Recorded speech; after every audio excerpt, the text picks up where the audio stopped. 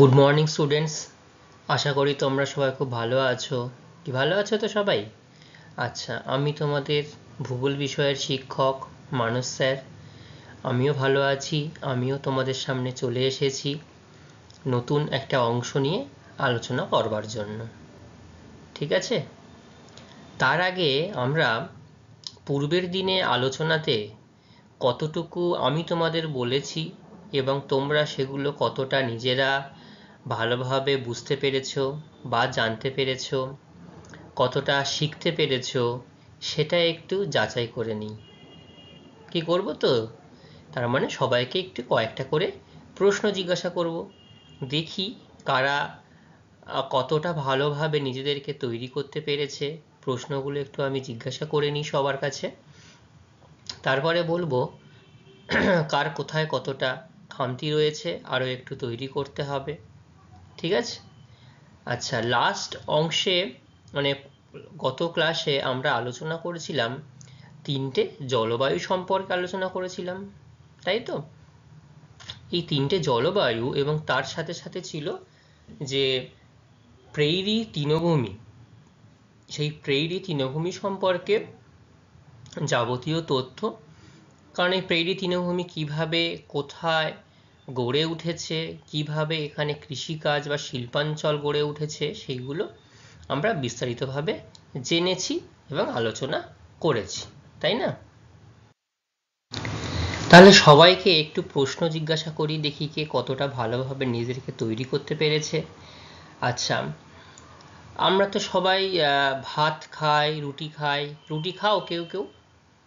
খাও, তাই তো? আচ্ছা, আমরা শেষ ক্লাসে আলোচনা করেছিলাম যে পৃথিবীর রুটির ঝুড়ি, তাই না? Bread basket of world. তো এই ব্রেড বাস্কেট অফ ওয়ার্ল্ড কোন অঞ্চলকে বলা হয় বলো তো? প্রেইরি তৃণভূমি অঞ্চলকে পৃথিবীর রুটির ঝুড়ি বা ব্রেড বাস্কেট অফ ওয়ার্ল্ড নামে ডাকা হয়ে থাকে বা চিহ্নিত করা হয়ে থাকে। কেন হঠাৎ করে এই নামটি দেওয়া হলো পৃথিবীর রুটির ঝুড়ি? কেউ কখনো রুটি করে ঝুড়ি ঝুড়ি করে ফেলে দিয়ে আসে? নয়। তাহলে কেন করা হলো? কারণ এই প্রেইরি তৃণভূমি অঞ্চলে, হ্যাঁ বলো, তুমি বলো। একদম ঠিক বলেছে তোমার বন্ধু, যে এই প্রেইরির যে তৃণভূমি অঞ্চল, এই প্রেইরি তৃণভূমি অঞ্চলে যখন চিনুক বায়ুর প্রভাবে বরফ গলে যায়, অর্থাৎ উষ্ণতার পরিমাণ বেড়ে যায়, তখন এখানে বসন্তকালে যেমন প্রচুর পরিমাণে গম চাষ করা হয়ে থাকে, আবার শীতকালেও কিন্তু প্রচুর পরিমাণে গম চাষ করা হয়ে থাকে এবং প্রচুর পরিমাণে বিঘের পর বিঘে, একরের পর একর যে গম চাষ করা হয়ে থাকে, এই গম চাষ সারা পৃথিবীর মধ্যে সর্বাধিক এই রাজ্যে উৎপাদিত হয়, এই অঞ্চলে উৎপাদিত হয়, তাই না? সেই জন্য এখানকার এই অঞ্চলকে পৃথিবীর রুটির ঝুড়ি নামে অভিহিত করা হয়। হ্যাঁ, ঠিকই বলেছ। আর খুব ভালো জিনিস বলেছে তোমাদের বন্ধু, যেটি এখানকার গম চাষ সেটা সম্পূর্ণরূপে বাণিজ্যিক পদ্ধতিতে বা বাণিজ্যিক উদ্দেশ্যে, বাণিজ্যিকরণের উদ্দেশ্যে করা হয়। আমাদের এখানকার মতো মানে শুধুমাত্র শ্রম দিলাম, শ্রমিক দিয়েই যে সবটুকু গম কাটা হবে, রোপণ করা হবে, সেরকম কিন্তু নয়। আমি তোমাদের পূর্বের অংশে ছবি দিয়ে দেখিয়েছিলাম কি বৃহৎ বৃহৎ গাড়ি, যেটা এই গম চাষের জন্য আলাদা করেই হয়তো প্রস্তুতকরণ করা হয়েছে, এই গাড়িগুলো কিভাবে গমগুলোকে কালেক্ট করে নিচ্ছে, সেটাকে সম্পূর্ণভাবে ট্রাকে লোড করা হচ্ছে গম পেকে গেলে, এবং খুব অল্প সময়ের মধ্যে কয়েকশো বিঘে জমি হয়তো এই বড় বড় ট্রাকের সাহায্যে গম কেটে নেওয়া হয়ে থাকে। হলো। আচ্ছা, প্রেরি তৃণভূমি অঞ্চল সম্পর্কে যখন জিজ্ঞাসা করছি, আরও একটু জিজ্ঞাসা করি, বলো তো এই প্রেরি তৃণভূমি অঞ্চলে আর কোন শিল্প বিকাশ লাভ করেছে? হ্যাঁ বলো, ঠিক হচ্ছে, হ্যাঁ। আচ্ছা, ঠিকই বলেছে, এই প্রেইরি তৃণভূমি অঞ্চলে পশুচারণ ক্ষেত্র গড়ে উঠেছে। যে তৃণভূমি তার মানে কি, প্রচুর পরিমাণে ঘাস এই অঞ্চলে থাকে। কি কি ঘাস আছে? হে, আলফা আলফা, এই ঘাসগুলো প্রচুর পরিমাণে পাওয়া যায় তৃণজাতীয় এগুলো পাওয়ার জন্য কি হচ্ছে এই অঞ্চলে, তাহলে যে কোনো এই যে পশুচারণের জন্য যে পশুগুলো চিহ্নিত হয় তারা কিন্তু এই তৃণভূমি বা এই তৃণজাতীয় খাদ্যই তাদের প্রধান খাদ্য।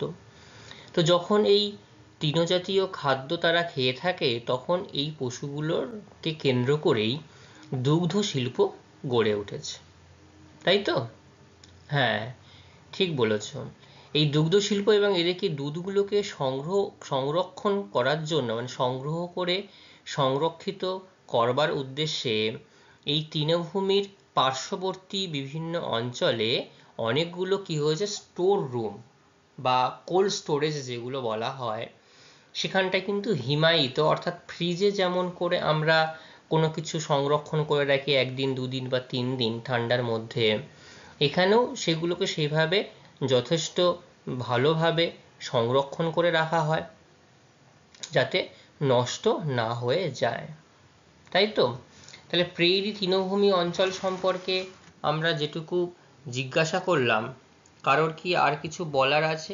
বলো।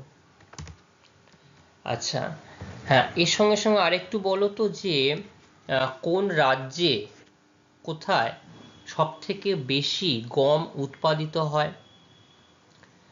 হ্যাঁ, ডাকোটা রাজ্য, তাই তো? এই ডাকোটা রাজ্যে সর্বাধিক গম উৎপাদিত হয়ে থাকে। আচ্ছা, এবার স্বাভাবিক উদ্ভিদ থেকে কয়েকটা প্রশ্ন জিজ্ঞাসা করি, দেখি কে কতটা ভালোভাবে বলতে পারে। ক্যানোপি কি একটু আমাকে একটু বলো তো। হ্যাঁ, আগে বলো এটি কোন অরণ্য বা কোন জলবায়ু অঞ্চলে গড়ে ওঠে? ক্রান্তীয় উষ্ণ আর্দ্র জলবায়ু, অর্থাৎ ক্রান্তীয় আর্দ্র অরণ্য, তাই তো? এই ক্রান্তীয় আর্দ্র অরণ্য অঞ্চলে এই ক্যানোপি লক্ষ্য করা যায়। কি কি গাছ দেখা যায় একটু বলো তো। হ্যাঁ, এখানে মেহগনি দেখা যায়, পাম দেখা যায়, আবলুস দেখা যায়, রবার, এই প্রজাতির গাছগুলো লক্ষ্য করা যায়। তাহলে ক্যানোপি কিভাবে সৃষ্টি হলো? ক্যানোপি কি? ক্যানোপি দেখতে অনেকটা চাঁদোয়ার মতো, তাই না? হ্যাঁ, ঠিকই বলেছ যে এই অঞ্চলে বৃহৎ বৃহৎ যে গাছগুলো গড়ে ওঠে বা বেড়ে ওঠে, সেই গাছগুলো যখন খুব ঘনভাবে একই জায়গায়, বিভিন্ন প্রজাতির গাছ তো গড়ে ওঠে, যে 4-5 রকমের গাছ আমি বললাম এগুলো প্রধান গাছ, এগুলো ছাড়াও বিভিন্ন প্রজাতির বড় বড় বৃক্ষ এই অঞ্চলে গড়ে ওঠে বা বেড়ে ওঠে। তো সেগুলো পাশাপাশি থাকার জন্য গাছগুলির পাতা একে অপরের সঙ্গে লেগে থাকার জন্য কি হয়, একটা বৃহৎ চাঁদোয়া সৃষ্টি করেছে, ঠিক আছে? তো দূর থেকে দেখলে মনে হবে কয়েকটি স্তরে এই চাঁদোয়াগুলো গড়ে উঠেছে। একদম উপরের যে স্তর রয়েছে সেখানে একটা চাঁদোয়া, আবার খানিকটা নিচে নেমে দেখা গেল তারপরের যে কম উচ্চতাযুক্ত যে গাছগুলো, সেখানে আরও একটা চাঁদোয়া সৃষ্টি হয়েছে, আরও নিচে আরও একটা চাঁদোয়া সৃষ্টি হয়েছে। এরকমভাবে ক্যানোপি লক্ষ্য করা যায়, মানে গাছের স্তরগুলো এরকমভাবে শ্রেণীবিভাগ করা যায়। এইখানে গাছগুলো এত ঘন সন্নিবিষ্ট এবং পাতাগুলো এমনভাবে লেগে থাকে পরস্পরের সাথে, যখন রোদ্দুর হয় বা যখন ধরো শুষ্ক আবহাওয়া, বৃষ্টি হলো না, তখনও কিন্তু এই রোদের আলো এই ভূপৃষ্ঠে, অর্থাৎ যেখানে গাছ সংলগ্ন, যেখানে গাছের শিকড় লক্ষ্য করা যায়, সেখানে কিন্তু এই রোদের আলো সঠিকভাবে পৌঁছাতে পারে না, ঠিক আছে? যার জন্য নিচের তলা খুব স্যাঁতসেঁতে অবস্থা লক্ষ্য করা যায়। আচ্ছা, আরও একটা জলবায়ু অঞ্চল পড়েছিলাম, ভূমধ্যসাগরীয় জলবায়ু অঞ্চল, তাই না? এই বলতো ভূমধ্যসাগর জলবায়ু অঞ্চলের প্রধান বৈশিষ্ট্য কি?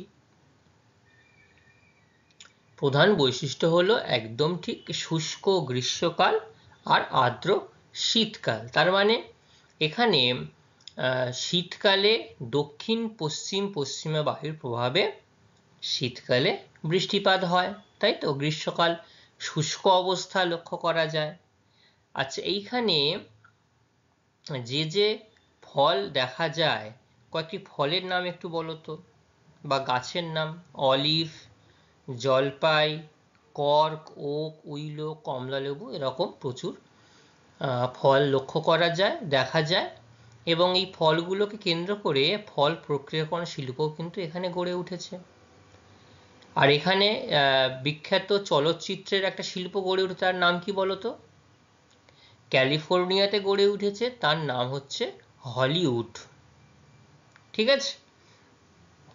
আচ্ছা, এরপরে এই প্রেরি তৃণভূমি এবং জলবায়ু যে আমাদের স্বাভাবিক উদ্ভিদের যে অংশ ছিল, সেই অংশ মোটামুটি আমরা আলোচনা করেছি। অনেক ইনফরমেশন, অনেক তথ্য আমি তোমাদেরকে জেনেছি, তোমরা জিজ্ঞাসা করেছো অনেক কিছু। এরপরে আমরা এর পরবর্তী অংশ যেটি রয়েছে, আমরা তো পঞ্চহ্রদ কাকে বলি, কোন কোন হ্রদগুলোকে নিয়ে পঞ্চহ্রদ বলি বলো তো একটু? সুপিরিয়র, মিশিগান, হুরন, ইরি আর অন্টারিও। এই পাঁচটি যে হ্রদ, এই পাঁচটি হ্রদকে একত্রে কি বলা হয়? পঞ্চহ্রদ বলা হয়। এই যে পঞ্চহ্রদ, এই পঞ্চহ্রদ কিন্তু দেখো, এই হাডসন উপসাগর, এই হাডসন উপসাগরকে, এই যে হাডসন উপসাগরের ঠিক নিচেই, এইখান থেকে কিন্তু, এইখানটা রয়েছে হাডসন উপসাগর, ঠিক তার নিচ থেকে কিন্তু এই সম্পূর্ণ যে হ্রদ অঞ্চল, এটা কিন্তু তৈরি হয়েছে। তো এই যে এই হ্রদ অঞ্চল সম্পর্কে যাবতীয় তথ্য, অর্থাৎ এই হ্রদ অঞ্চলে কি কি শিল্প গড়ে উঠেছে, কোন কোন নদী এখানটায় দেখা যায়, এখানকার ভূপ্রকৃতি কি, এখানকার স্বাভাবিক উদ্ভিদ কি কি স্বাভাবিক উদ্ভিদ লক্ষ্য করা যায়, এই সম্পূর্ণ তথ্য আমরা জানব। এবং এই হ্রদ অঞ্চলটা আমেরিকার মধ্যবর্তী অঞ্চলেই পড়ে, এবং এই হ্রদ অঞ্চল পৃথিবীর যে কোনো অঞ্চল অপেক্ষা বেশ উন্নত, সব দিক থেকেই, শিল্পের দিক থেকে উন্নত, ভূপ্রকৃতির দিক থেকে উন্নত। শিল্পের দিক থেকে উন্নত হয়েছে বলেই এই অঞ্চল অর্থনৈতিক দিক থেকেও কিন্তু যথেষ্ট সমৃদ্ধ লাভ করেছে। ঠিক আছে? এবং এটা আমেরিকার একটা অন্যতম উন্নত অঞ্চল, শিল্পাঞ্চলও বলা যায়। এখানে প্রচুর ধরনের মোটর গাড়ি নির্মাণ শিল্প, রবার শিল্প, আকরিক লোহাকে কেন্দ্র করে লৌহ ইস্পাত শিল্প, কয়লাকে কেন্দ্র করে কয়লার যে খনি, এখানেও প্রচুর পরিমাণে দেখা যায়। তো সব কিছুই এখানে অনেক কিছু দেখা যায়। তো সেগুলো আমরা আস্তে আস্তে জানবো। ঠিক আছে? তাহলে আজকে আমাদের আলোচনা করব হচ্ছে, তোমরা অষ্টম শ্রেণীর ভূগোল বিষয়ের আমরা নবম যে অধ্যায় রয়েছে, সেই নবম অধ্যায় উত্তর আমেরিকার পার্ট 6 সেটা সম্পর্কে, এবং উত্তর আমেরিকার হ্রদ অঞ্চল। ঠিক আছে? এই হ্রদ অঞ্চল সম্পর্কে যাবতীয় আলোচনা আমরা করব। এবং তোমাদের কোথাও যদি কোনো সমস্যা হয় যে এই জায়গাটায় স্যার আরেকটু বললে ভালো হতো, বুঝতে সুবিধা হবে, আমাকে বলবে, তাহলে আমি তোমাদেরকে আবার সেটা জানিয়ে দেবো এবং বলে দেবো। ঠিক আছে? তাহলে চলো, প্রথমে হ্রদ অঞ্চল। তাহলে কোনো একটা অঞ্চল যখন আলোচনা করব, সেই অঞ্চলটার অবস্থান আমাদের জানতে হবে, নির্দিষ্টভাবে সেই অঞ্চলটি কোথায় অবস্থান করছে। তো আমরা ছবি দেখতে পাচ্ছি, দেখো, ইউনাইটেড স্টেটস অর্থাৎ আমেরিকা যুক্তরাষ্ট্র এবং কানাডা এর মধ্যবর্তী অঞ্চলে আমাদের এই যে গ্রেট লেকস, পাঁচটি গ্রেট লেকস, সেই গ্রেট লেক সম্পর্কে আমরা জানব। এই যে লেক সুপিরিয়র, এই লেক সুপিরিয়র দেখো, এটি কিন্তু বিশ্বের মধ্যে সব থেকে বৃহত্তম স্বাদু জলের হ্রদ, অর্থাৎ মিষ্টি জলের সব থেকে বড় হ্রদ কিন্তু এই লেক সুপিরিয়র। এবং দেখো, প্রত্যেকটা হ্রদ কিন্তু প্রত্যেকটার সাথেই কোনো না কোনোভাবে যুক্ত রয়েছে। সুপিরিয়র থেকে সরাসরি মিশিগানের সঙ্গে যুক্ত না থাকলেও মিশিগান হুরনের সঙ্গে থেকে তারপর এইখান থেকে কিন্তু যুক্ত হয়েছে। আবার হুরন থেকে ইরির সঙ্গে যুক্ত হয়েছে, আবার ইরি থেকে অন্টারিও হয়ে এইটা এখানে সেন্ট লরেন্স নদী আমরা দেখব করে এটা আটলান্টিক মহাসাগরে গিয়ে পতিত হয়েছে। ঠিক আছে, তো এইখানটাতে বলা হচ্ছে উত্তর আমেরিকা মহাদেশের পূর্ব অংশে, পূর্ব দিকেই আমরা এই লেকের অংশটা পাই, সুপিরিয়র, মিশিগান, হুরন, ইরি এবং অন্টারিও এই 5টি বৃহৎ হ্রদ এবং তাদের সংলগ্ন তীরবর্তী সম্পূর্ণ এই অঞ্চল নিয়ে এই আমেরিকার গ্রেট লেকস, ঠিক আছে, এই যে দ্য গ্রেট লেকস, এই অঞ্চলটি কিন্তু গঠিত হয়েছে। এর অক্ষাংশগত অবস্থান যদি তোমাদেরকে জিজ্ঞাসা করা হয় তোমাদেরকে কি বলতে হবে? অক্ষাংশ এবং দ্রাঘিমাংশগতভাবে 41 ডিগ্রি উত্তর থেকে 50 ডিগ্রি উত্তর অক্ষাংশ, তাহলে এটা যেহেতু উত্তর গোলার্ধের দেশ তাহলে উত্তর গোলার্ধের অর্থাৎ উত্তর অক্ষাংশই হবে, থেকে 75 ডিগ্রি পশ্চিম থেকে, তার মানে উত্তর পশ্চিম গোলার্ধ, 75 ডিগ্রি পশ্চিম থেকে 93 ডিগ্রি পশ্চিম দ্রাঘিমার মধ্যে এই সম্পূর্ণ হ্রদ অঞ্চলটি কি করছে? অবস্থান করছে। তাহলে কটি হ্রদ নিয়ে পঞ্চহ্রদ হলো? প্রশ্নের মধ্যেই দেখো বলা হচ্ছে 5টি হ্রদ নিয়ে পঞ্চহ্রদ হলো। বোঝা গেল তো? আচ্ছা, এই 5টি হ্রদের নাম একটু বলো তো। সুপিরিয়র, মিশিগান, হুরন, ইরি, অন্টারিও। Very good. তার সাথে অক্ষাংশগত অবস্থান কি বলা হচ্ছে? 41 ডিগ্রি উত্তর থেকে 50 ডিগ্রি উত্তর অক্ষাংশ, আর তার সাথে 75 ডিগ্রি পশ্চিম দ্রাঘিমা রেখা থেকে 93 ডিগ্রি পশ্চিম দ্রাঘিমা রেখা পর্যন্ত। এটাই হচ্ছে উত্তর আমেরিকার হ্রদ অঞ্চল। ঠিক আছে? আচ্ছা, হ্রদ অঞ্চল যখন আমরা বললাম তাহলে হ্রদ অঞ্চলটা কিভাবে সৃষ্টি হলো সেটা আমরা একটু জেনে নেব। কিভাবে সৃষ্টি হলো, যেটা আমি তোমাদেরকে বলছিলাম, দেখো হাডসন উপসাগর, এই হ্রদ অঞ্চলের ঠিক উত্তর অংশে হাডসন উপসাগর অবস্থান করে। তো এই হাডসন উপসাগরকে কেন্দ্র করে বলো তো কোন প্রাচীন শিল্ড অঞ্চল অবস্থান করছে? একদম ঠিক বলেছে, হাডসন উপসাগরকে কেন্দ্র করে চারিদিকে এই যে কানাডীয় শিল্ড অঞ্চল কিন্তু অবস্থান করেছে। এটা আমরা যখন উত্তর আমেরিকার ভূপ্রকৃতির অংশ আলোচনা করেছি তখন আমরা সেখান থেকে তথ্যটা পেয়েছি, জেনেছি আমরা। তো এই হিমযুগ অর্থাৎ আমাদের পৃথিবী তো এখন যে বর্তমান যে অবস্থায় রয়েছে হঠাৎ করে তো এই অবস্থায় সে পৌঁছায়নি, বিভিন্ন যুগ পরপর অতিক্রম করেছে, করে আমরা আজকেই বর্তমান অবস্থায় রয়েছি আমরা। তো হিমযুগ ছিল কোনো একটা সময়। এই হিমযুগ কি ছিল? তখন কিন্তু সমগ্র পৃথিবী বরফ দ্বারা আবৃত হয়ে গেছিল, বরফে ঢেকে গেছিল। তো হিমযুগে এই অঞ্চলটি বরফের আস্তরণ দ্বারা আবৃত ছিল। ঠিক আছে, এই বরফাবৃত এলাকার বিস্তার ছিল হাডসন উপসাগর থেকে আরো দূর পর্যন্ত, অর্থাৎ বর্তমানে যেটা বৃহৎ হ্রদ অঞ্চলগুলো পর্যন্ত লক্ষ্য করা যাচ্ছে। কি বললাম? কোন যুগে বরফ দ্বারা আবৃত ছিল? হিমযুগে বরফ দ্বারা আবৃত ছিল। এই হাডসন উপসাগরকে কেন্দ্র করে কোন শিল্ড অঞ্চল গড়ে উঠেছে? কানাডীয় শিল্ড অঞ্চল। এবং দীর্ঘদিন ক্ষয়কার্য চলার পরে কি হলো?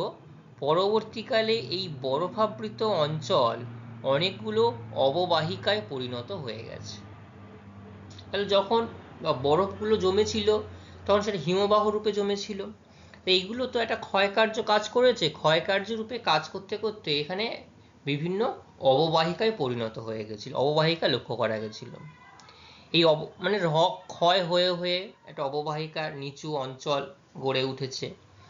পরবর্তীতে কি হলো? এই বরফগুলো যখন গলে গেল বা হিমযুগ যখন অতিক্রম হয়ে গেল, এই অববাহিকাগুলোই ধীরে ধীরে হ্রদে পরিণত হলো। সেইখান থেকে এটি আমেরিকার বৃহৎ হ্রদ অঞ্চল বা পঞ্চ হ্রদ নামে পরিচিত লাভ করতে পেরেছে, যেটা নাম পেয়েছে সুপিরিয়র, মিশিগান, হুরন, ইরি আর অন্টারিও।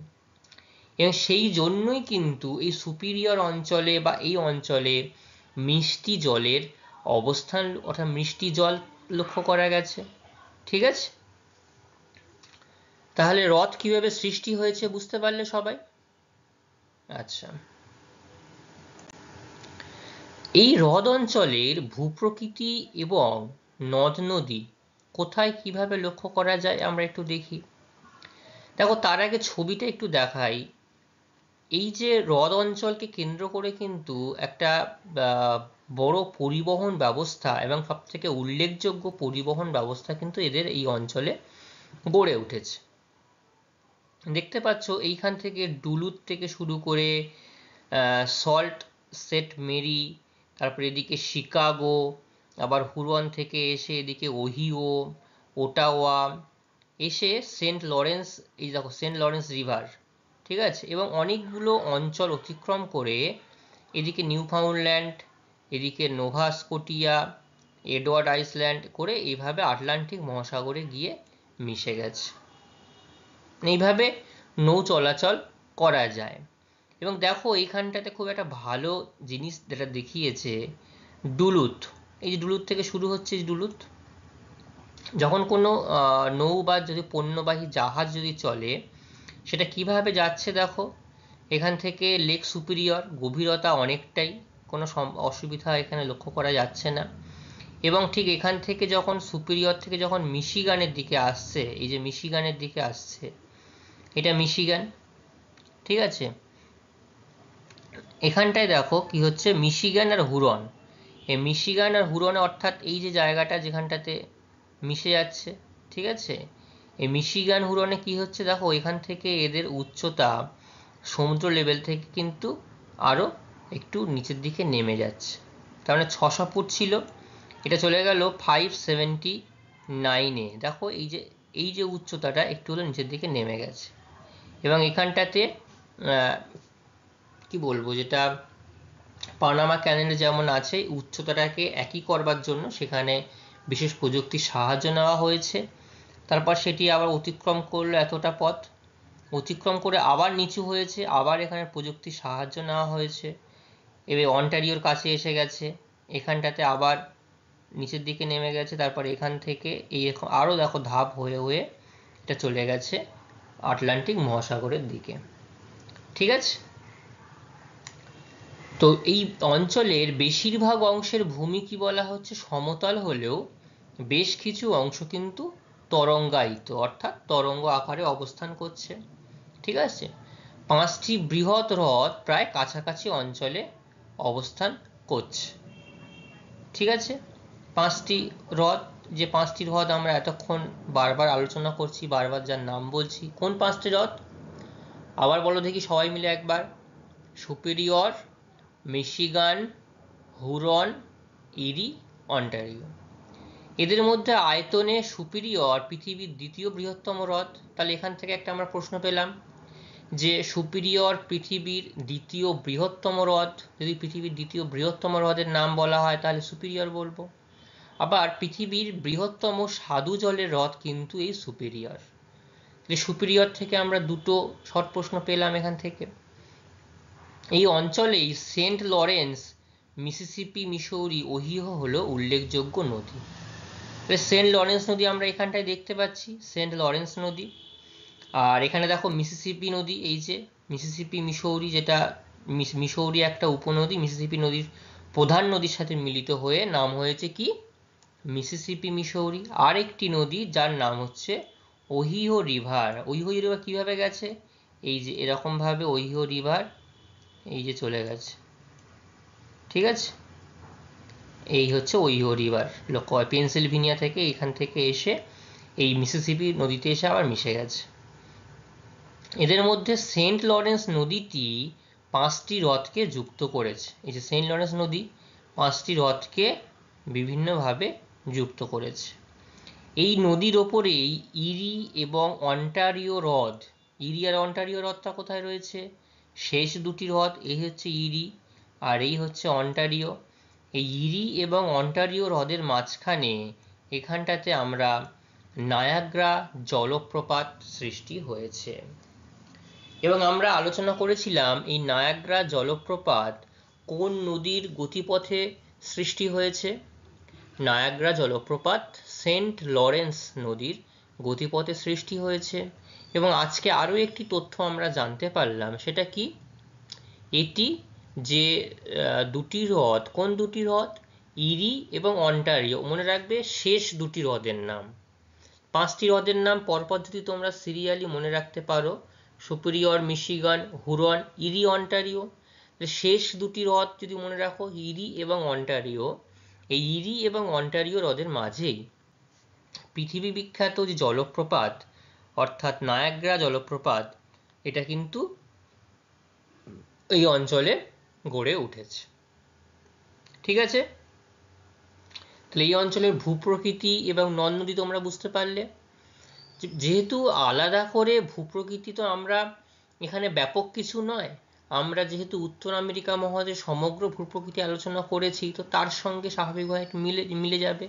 এবং এটা যেহেতু মধ্যভাগে রয়েছে উত্তর আমেরিকা মহাদেশের মধ্যভাগ কি, সমভূমি, তাহলে সেই জন্য এই অঞ্চলটাও কিন্তু ভূমি বেশ সমতল হয়েছে এবং কিছু কিছু স্থান তরঙ্গায়িত, ঢেউ খেলানো ভূমি এখানে লক্ষ্য করা গেছে।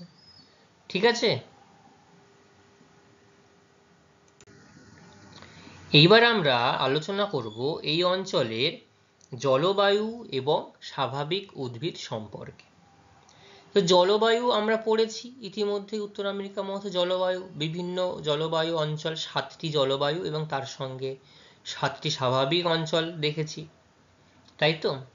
তো এই অঞ্চলের জলবায়ু হচ্ছে নাতিশীতোষ্ণ প্রকৃতির জলবায়ু। আর নাতিশীতোষ্ণ মানে আমরা কি জানি, না শীত না উষ্ণ প্রকৃতির, তাই তো। তো না শীত না উষ্ণ হওয়ার জন্য তাহলে এখানে কি হচ্ছে, বলা হচ্ছে শীতকালে প্রবল শৈত্যপ্রবাহ লক্ষ্য করা যায়। এবং যে ব্যাপক পরিমাণে শৈত্যপ্রবাহ হয়, এই শৈত্যপ্রবাহ হওয়ার জন্য কি হয়, এখানকার তাপমাত্রা হিমাঙ্কের নিচে, তার মানে 0°C নিচে চলে যায়, তাই না। সেই জন্য এই অঞ্চলের যে নদী এবং হ্রদগুলো রয়েছে কিছুটা কিন্তু ঢাকা পড়ে যায়, মানে বরফে ঢাকা পড়ে যায়, কি আলাদা করে ঢেকে দেয় না, প্রকৃতি তুষারপাতের মাধ্যমে এই নদীগুলো বরফে ঢাকা পড়ে যায়। এবং আমরা যখন প্রথমে উত্তর আমেরিকা মহাদেশের নদ নদী সম্পর্কে আলোচনা করছিলাম, একটু মনে করে দেখো, সেখানে কিন্তু আমরা দেখেছি যে অনেকগুলো নদী শীতকালে নৌ পরিবহনযোগ্য হয় না, কারণ এই সময় নদী কি হয়, বরফে ঢেকে যায়, সেজন্য নদীতে নৌ পরিবহন করা যায় না।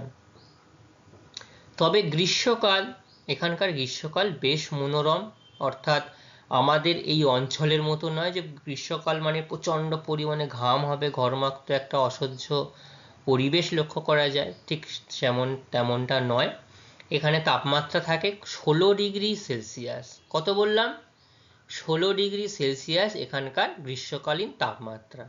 আমাদের এখানে শীতকালেই কিন্তু 16°C তাপমাত্রা লক্ষ্য করা যায়। এখন তো একটু ঠান্ডা পড়েছে, তো আজকে তাপমাত্রা কত জাস্ট আমি একটু তোমাদেরকে দেখছি। এখন বলা হচ্ছে প্রায় সর্বোচ্চ তাপমাত্রা 20° থেকে 22°। তার মানে দেখো, আর এখনই আমার ঠান্ডা ঠান্ডা অনুভূত হচ্ছে, 16°, ওদের ওখানে গ্রীষ্মকালেই 16° তাপমাত্রা থাকে। এবং এই গ্রীষ্মকালে কি হয়, ওদের অঞ্চলে এই সময় একটু বৃষ্টিপাত লক্ষ্য করা যায়, বৃষ্টিপাত হয়, যার পরিমাণ কত, 70 সেন্টিমিটার থেকে 80 সেন্টিমিটার। কত হয়, 70 সেন্টিমিটার থেকে 80 সেন্টিমিটার গ্রীষ্মকালে বৃষ্টিপাত হয়। এবং এই গ্রীষ্মকালে তাপমাত্রা কত, 16°C। তাই জন্য কি হয়, মনোরম পরিবেশ লক্ষ্য করা যায়।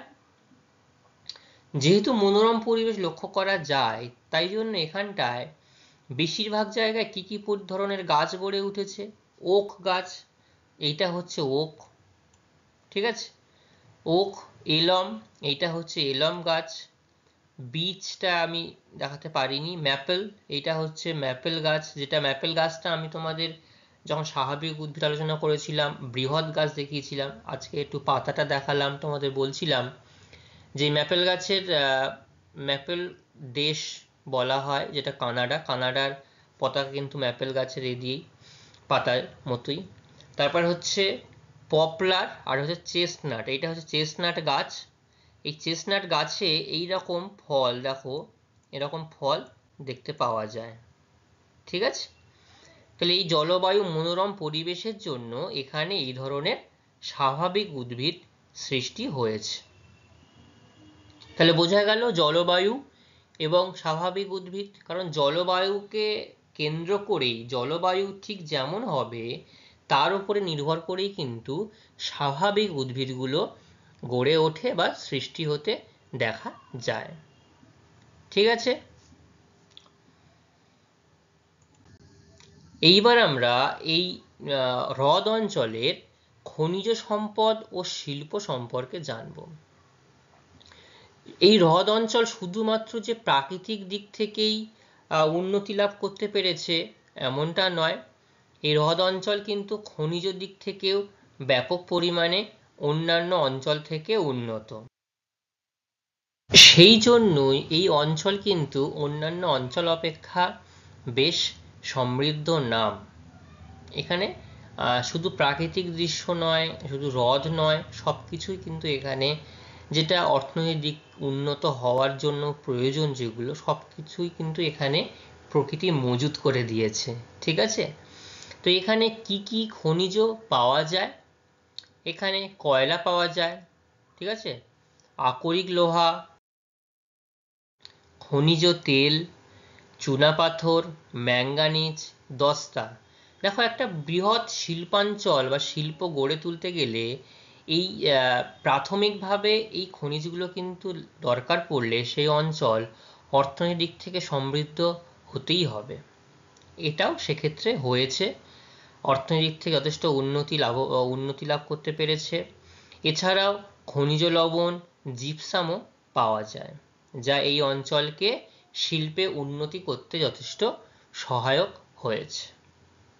ঠিক আছে, এটা একটি কয়লা খনি অঞ্চল, এটা অল্প একটা কয়লা খনি অঞ্চল, ইলিনয় রাজ্যের বলা হয়েছে। কয়লা কোথায় পাওয়া যায়? ইলিনয় এবং ইন্ডিয়ানা রাজ্যে। এখানে কয়লা যে যে রাজ্যে বেশি পরিমাণে পাওয়া যায় সেটা হচ্ছে ইলিনয় এবং ইন্ডিয়ানা রাজ্য। দেখো এই হচ্ছে কয়লা, এটাকে এইভাবে ইন্ডেক্স করা হয়েছে। ঠিক আছে, কালো রঙের দিয়ে কয়লাগুলোকে দেখানো হয়েছে। এই হচ্ছে কয়লার বিভিন্ন খনি, এই একটা কয়লার খনি, মানে এগুলো ইন্ডিয়ানা রাজ্য এবং ইলিয়ানা রাজ্য, এই রাজ্যগুলোকে মিশে গড়ে উঠেছে। এবং তার পাশাপাশি এখানে বিভিন্ন যে ম্যানুফ্যাকচারিং সেন্টার, স্টিল সেন্টার, সেটাও এই ম্যাপটার মধ্যে দেখানো হয়েছে। আকরিক লোহা, যার নাম হচ্ছে মেসাবি, এই মেসাবি আকরিক লোহা হচ্ছে তোমার মার্কিন যুক্তরাষ্ট্রের বৃহত্তম আকরিক লোহার খনি। সেটাও কোথায়? সেটাও কিন্তু এই হ্রদ অঞ্চলেই কিন্তু অবস্থান করছে। ঠিক আছে, বড় আকরিক লোহার যে অঞ্চলটা সেটা এখানে অবস্থান করছে। খনিজ তেল, মিশিগান, ওহিও এবং অন্টারিও হ্রদ অঞ্চল, এই অঞ্চলেই কিন্তু এই অঞ্চলের খনিজ তেল সমৃদ্ধ। তাহলে কয়লা কোথায় পাওয়া যায়? ইলিনয় এবং ইন্ডিয়ানা রাজ্য। আর মেসাবির বৈশিষ্ট্য কি? এটি মার্কিন যুক্তরাষ্ট্রের বৃহত্তম আকরিক লোহার খনি। এছাড়াও ভার্মোলিয়ান আর মার্কোয়েট, এখানেও কিছু পরিমাণ আকরিক লোহা পাওয়া যায়। খনিজ তেল কোথায় কোথায় পাওয়া যায় বললাম? মিশিগান, ওহিও এবং অন্টারিও হ্রদ অঞ্চলে খনিজ তেল পাওয়া যায়। ঠিক আছে, এই যে অঞ্চল, হ্রদ অঞ্চল এত কেন শিল্পে উন্নতি লাভ করতে পারলো, এর কারণগুলো কি কি?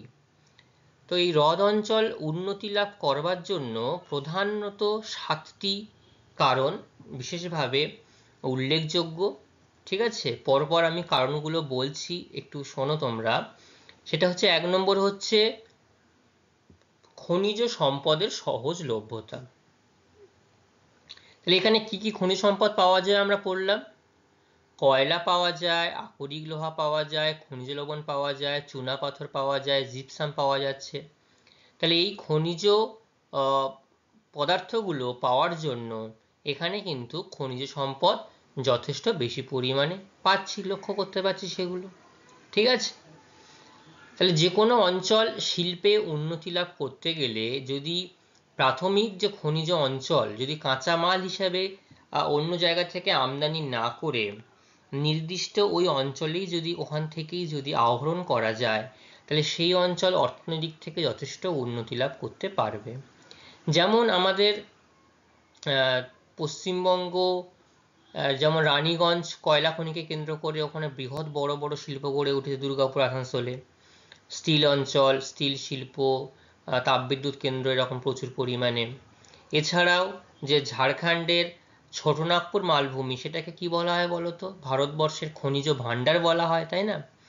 কারণ এই যে ছোটনাগপুর মালভূমি অঞ্চলে কিন্তু প্রচুর পরিমাণে কাঁচা মাল, যে কাঁচা খনিজ মাল, সেটা কিন্তু পাওয়া যায় এখানে। আচ্ছা, তাহলে এই যে শিল্প গড়ে উঠতে গেলে প্রচুর পরিমাণে জলের প্রয়োজন হয়, কারণ যদি লোহা ইস্পাত শিল্পে সেখানটাতে পদার্থগুলোকে ঠান্ডা করবার জন্য বা সেগুলোকে বিভিন্ন কাজে প্রয়োজনীয় করবার জন্য, প্রসেসিং করবার জন্য সেখানে জলের দরকার। জলগুলো কোত্থেকে পাওয়া যাচ্ছে? যে খরস্রোতা নদীগুলো রয়েছে, আমরা কি কি নদী পড়লাম? ওহিও পড়লাম, সেন্ট লরেন্স নদী পড়লাম, মিসিসিপি মিসৌরি পড়লাম, এছাড়াও প্রচুর অনেকগুলো হ্রদ রয়েছে, পঞ্চহ্রদ, সেখান থেকে কিন্তু এই জল যেমন পাচ্ছি, তার পাশাপাশি নদীগুলো যেহেতু খরস্রোতা প্রচুর পরিমাণে, সেই জন্য এখানে প্রযুক্তিকে কাজে লাগিয়ে এই অঞ্চল থেকে কিন্তু জলবিদ্যুৎ উৎপাদন করা হচ্ছে। কারণ এখানকার যে বিদ্যুৎ, সেটা অনেক দূর থেকে নিয়ে আসতে হচ্ছে না। এখানকার জলবিদ্যুৎ খরস্রোতা নদীগুলোর সেই নদীপথে বাঁধ দিয়ে সেখানে টারবাইনের সাহায্যে প্রযুক্তির উন্নতিতে এখান থেকে কিন্তু জলবিদ্যুৎ সংগ্রহ করা যাচ্ছে। উন্নত পরিবহন ব্যবস্থা, শুধুমাত্র যে সড়ক পথেই এখানে উন্নত বা সড়ক পথের মাধ্যমে একটা অঞ্চল একটা অঞ্চলের সঙ্গে যুক্ত হয়েছে এমন নয়। এখানকার যে পঞ্চহ্রদ রয়েছে, এই পঞ্চহ্রদ বললাম সেন্ট লরেন্স নদীর দ্বারা যুক্ত করেছে প্রত্যেকটা হ্রদকে। তাহলে এখান থেকে কিন্তু সহজেই জলপথের মাধ্যমে বাণিজ্যিকরণের যে পদার্থগুলো আমদানি রপ্তানি কিন্তু সহজেই করা যায়।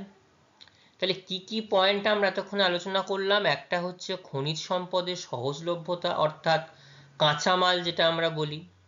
জলবিদ্যুৎ, এখানকার খরস্রোত নদীগুলো থেকে কি পাচ্ছি আমরা? জলবিদ্যুৎ পাচ্ছি। উন্নত পরিবহন ব্যবস্থা, পরিবহন ব্যবস্থা ভালো হলে কি হবে? খনিজ পদার্থগুলো যেমন খনি থেকে কারখানা বা বিভিন্ন যে উৎপাদন কেন্দ্র সেখানে যেমন নিয়ে আসা যাবে, আবার সেখান থেকে উৎপাদিত দ্রব্য খুব সহজেই বাজারজাত করা যাবে। এবং পর্যাপ্ত জল, জলটা আমরা কোথা থেকে পাচ্ছি? জলটাই পঞ্চহ্রদ এবং সেন্ট লরেন্স নদী থেকে জলগুলো আমরা পাচ্ছি। পর্যাপ্ত মূলধনের সহায়তা, অর্থাৎ যেহেতু এই অঞ্চলে প্রচুর ধনী লোকের বসবাস রয়েছে, টাকার ইনভেস্টমেন্ট ছাড়া কোনো শিল্প তো গড়ে উঠতে পারবে না, পারবে কি? তাহলে প্রচুর পরিমাণে সেই শিল্পটাকে উন্নত করবার জন্য, বৃহৎ করবার জন্য প্রচুর পরিমাণে কিন্তু টাকা ইনভেস্ট করা হয়ে থাকে। বনজ এবং প্রাণীজ কাঁচামাল, আমরা স্বাভাবিক উদ্ভিদ পড়লাম, যে স্বাভাবিক উদ্ভিদ সেখানটা থেকে বনজ সম্পদ যেমন পাচ্ছি, বিভিন্ন প্রাণীজ সম্পদ, দুগ্ধ শিল্প যেটা আমরা আলোচনা করছিলাম সেগুলো পাচ্ছি, এবং পার্শ্ববর্তী যে প্রেরি তৃণভূমি অঞ্চল রয়েছে সেখান সেই প্রেরি তৃণভূমি অঞ্চল থেকে গম এগুলো উৎপাদিত হচ্ছে। এবং ঘনবসতিপূর্ণ হওয়ায়, যেহেতু এই অঞ্চলে সমতল, তাহলে সমতল বলেই অন্য অঞ্চল থেকে এই অঞ্চলে কি জনবসতির পরিমাণ যথেষ্ট বেশি। জনবসতির পরিমাণ বেশি হওয়ার জন্য এখানে পর্যাপ্ত পরিমাণে শ্রমিক পাওয়া যাচ্ছে। এই সাতটা কারণ, প্রধান এই সাতটি কারণ, এই সাতটি কারণের জন্যই কিন্তু এই হ্রদ অঞ্চল যথেষ্ট উন্নতি লাভ করতে পেরেছে। ঠিক আছে, মনে থাকবে তো সাতটি কারণ? আচ্ছা, এরপরে আমরা এই অঞ্চলের কিছু গুরুত্বপূর্ণ শিল্পকেন্দ্র, যা আমরা তো বললাম যে শিল্পকেন্দ্রগুলো গড়ে উঠেছে, সেটা কি শুধু মুখের কথা নয়, আমরা দেখি যে কোন কোন শিল্প এখানে ব্যাপকভাবে উন্নতি লাভ করতে পেরেছে। প্রথমেই আমরা জানবো লৌহ ইস্পাত শিল্পকেন্দ্র, হ্রদ অঞ্চলের যেটি প্রধান শিল্প লৌহ ইস্পাত শিল্পকেন্দ্র। শিকাগো গ্যারি, এই যে শিল্পকেন্দ্র, এটা হচ্ছে বৃহৎ লৌহ ইস্পাত কেন্দ্র, ঠিক আছে। এটার সাথে সাথে বাফেলো, ক্লিভল্যান্ড, ইরি, ডুলুথ, মিলওয়াক, এই জায়গাগুলোতেও কিন্তু বড় বড় শিল্পকেন্দ্রগুলো গড়ে উঠে। দেখো ম্যাপটার মধ্যে তোমরা দেখতে পাচ্ছ, যে ম্যাপটা দেখিয়েছিলাম সেই ম্যাপটাই, এখানে বড় বড় প্রধান প্রধান শিল্পগুলো কিন্তু লক্ষ্য করা যাচ্ছে।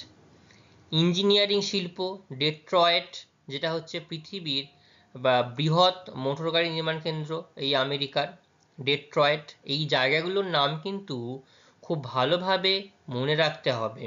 শর্ট প্রশ্নে এখান থেকে দেখো কতগুলো শর্ট প্রশ্ন আসতে পারে, সেটা আমি তোমাদের বলছি একবার, ঠিক আছে। ডেট্রয়েট বললাম, মোটর গাড়ি নির্মাণ কেন্দ্র, ঠিক আছে। ডেট্রয়েটে কি হয়েছে, বৃহত্তম মোটর গাড়ি নির্মাণ কেন্দ্র গড়ে উঠেছে। এছাড়াও শিকাগো রয়েছে, টলেডো রয়েছে, ক্লিভল্যান্ড রয়েছে। রাসায়নিক শিল্প কোথায় গড়ে উঠেছে, Chicago, Duluth, Detroit, Pittsburgh, Michigan. যদি রাসায়নিক শিল্প কেন্দ্রগুলোর নাম জানতে চাওয়া হয় তাহলে এইগুলো বলতে হবে। খনিজ তেল শোধন ও পেট্রোরসায়ন শিল্প, কোন কোন অঞ্চলে খনিজ তেল এবং তার সাথে সাথে পেট্রোরসায়ন শিল্প গড়ে উঠেছে, শিকাগো, বাফেলো, ক্লিভল্যান্ড, ঠিক আছে। মাংস শিল্প কোথায় গড়ে উঠেছে, শিকাগো। এই শিকাগো অঞ্চলকে কিন্তু পৃথিবীর কসাইখানা বলা হয়, কারণ এখানে প্রচুর পরিমাণে যে পশু তাদেরকে এখানটাতে করে মাংস প্রক্রিয়াকরণ শিল্প গড়ে উঠেছে, করে সারা পৃথিবীতে এই মাংস ছড়িয়ে দেওয়া হয়, যেটা পৃথিবীর কসাইখানা নামে পরিচিত শিকাগো। ময়দা শিল্প, বাফেলো, সেটা হচ্ছে পৃথিবীর শ্রেষ্ঠ ময়দা উৎপাদন কেন্দ্র। যে প্রেইরি তৃণভূমি অঞ্চলের প্রচুর পরিমাণে গম উৎপন্ন হয়, সেই গমকে কেন্দ্র করে কি হচ্ছে, এই ময়দা শিল্প গড়ে উঠেছে। রবার শিল্প, যেটা বলছিলাম রবার গাছ এখানে পাওয়া যায়। এই রবার গাছ অ্যাক্রন যে অঞ্চল রয়েছে সেটা পৃথিবীর রবার রাজধানী, ঠিক আছে। এছাড়াও ইন্ডিয়ানাপোলিস, এইখানেও কিন্তু প্রচুর পরিমাণে রবার প্রস্তুতকরণ কেন্দ্র গড়ে উঠেছে। তাহলে দেখো আমরা কিন্তু অনেকগুলো শিল্প এবং শিল্পাঞ্চলের নাম সম্পর্কে জানলাম। যেটা প্রধান শিল্প কি হ্রদ অঞ্চলের, লৌহ ইস্পাত শিল্প কোথায় গড়ে উঠেছে, শিকাগো গ্যারি অঞ্চলে।